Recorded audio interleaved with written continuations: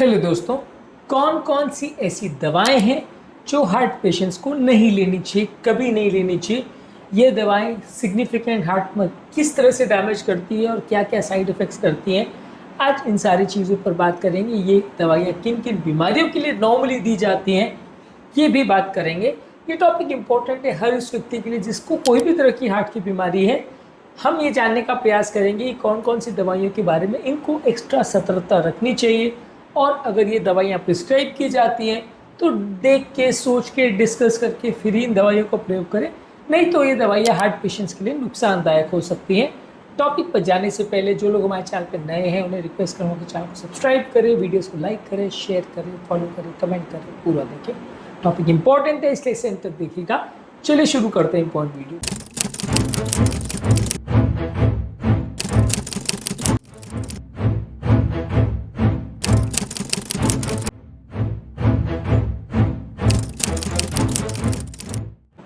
सबसे पहले सबसे कॉमन दवाओं में से एक non steroidal anti inflammatory drugs, जो कि बहुत कॉमनली पेन किलर जैसे यूज़ की जाती है। इसमें आइबुप्रोफेन, नेप्रोक्सेन और डाइक्लोफेनाक, जो कि one of the most commonly prescribe pain killers है। ये दवाई ब्लड प्रेशर बढ़ा सकती है, फ्लूइड रिटेंशन कर सकती है, हार्ट फेलियर बढ़ा सकती है, हार्ट अटैक और लकवे का रिस्क बढ़ा सकती है अगर इसको लॉन्ग टर्म यूज़ किया जाए।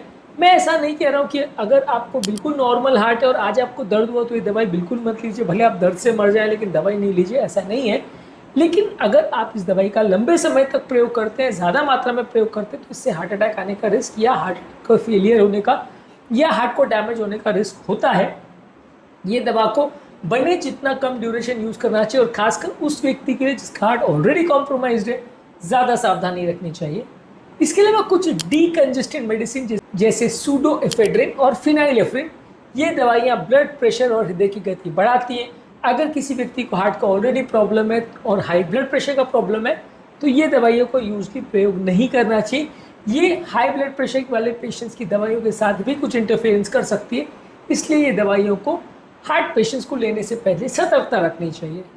इसके अलावा कुछ एंटी डिप्रेसेंट मेडिसिन जैसे ट्राइसाइक्लिन एंटी डिप्रेसेंट्स, एमिट्रिप्टिलिन और माओ इनहिबिटर्स जैसे फिनेल्जिन, ये दवाइयाँ हार्ट के रिदम प्रॉब्लम्स क्रिएट कर सकती हैं, ब्लड प्रेशर कर सकती है, और अगर किसी व्यक्ति को ऑलरेडी हार्ट प्रॉब्लम है तो उसमें इसका थोड़ा सा प्रॉब्लम हो सकता है।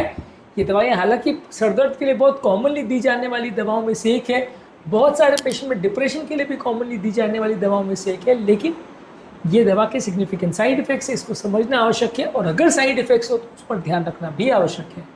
इसके अलावा कुछ एंटी कैंसर मेडिसिन जैसे एंथ्रासाइक्लिन, जैसे डॉक्सोरुबिसिन, और कुछ टारगेटेड कैंसर थेरेपीज जैसे ब्रेस्ट कैंसर में यूज़ की जाने वाली दवा ट्रांसट्यूजुमैब, ये कार्डियोटॉक्सिक मेडिसिन है और ये हार्ट के मसल्स को डैमेज कर सकती है, हार्ट फेलियर कर सकती है।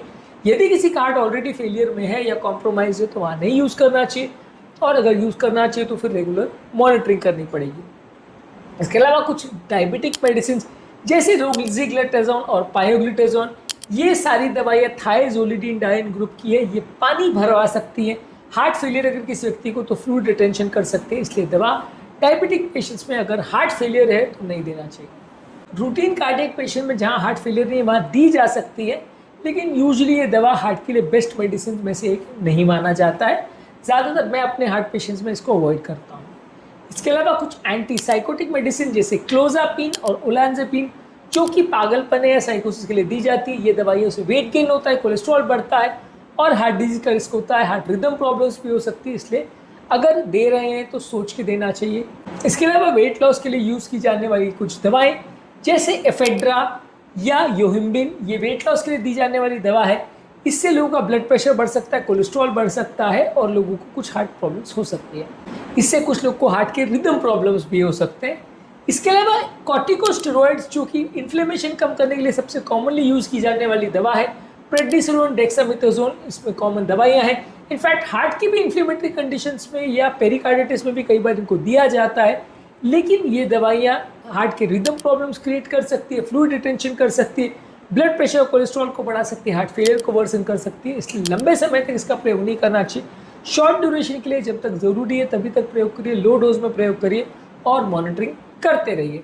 इसके अलावा कुछ एंटीबायोटिक जैसे एजिथ्रोमाइसिन, जो कि मैक्रोलाइड एंटीबायोटिक्स है, और फ्लोरोक्विनोन जैसे सिप्रोफ्लॉक्सासिन, ये दवाइयाँ क्यूटी इंटरवल बढ़ा सकती है, जिससे लोगों को रिदम प्रॉब्लम्स हो सकती है। अगर किसी को प्री एग्जिस्टिंग हार्ट प्रॉब्लम है, वहाँ इन दवाइयों का प्रयोग थोड़ा सा डेंजरस हो सकता है। इसके अलावा हार्मोन रिप्लेसमेंट थेरेपी जैसे estrogen therapy, estrogen progesterone combination therapy, इससे ब्लड क्लॉट का रिस्क हो सकता है, हार्ट अटैक का रिस्क हो सकता है। और अगर किसी फीमेल को ऑलरेडी हार्ट का प्रॉब्लम है, उसमें इस दवा का प्रयोग किया जाता है, तो हार्ट की प्रॉब्लम बिगड़ने का अंदेशा है। ये दवाइयाँ जिनके बारे में मैंने बात की, ये हार्ट पेशेंट्स में पूरी तरह से बैन नहीं है। इनमें से काफ़ी दवाइयाँ हार्ट पेशेंट में फिर भी यूज़ की जाती हैं, लेकिन ध्यानपूर्वक करना ज़रूरी है।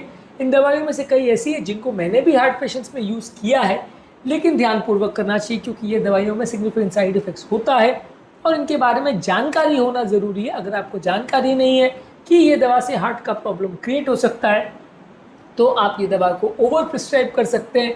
इसके बदले अगर कोई ऑल्टरनेटिव अवेलेबल है, तो उसको सिलेक्ट करना थोड़ा कई बार बेटर ऑप्शन रहता है, क्योंकि उससे कम बार साइड इफेक्ट के चांस थोड़े कम रहते हैं।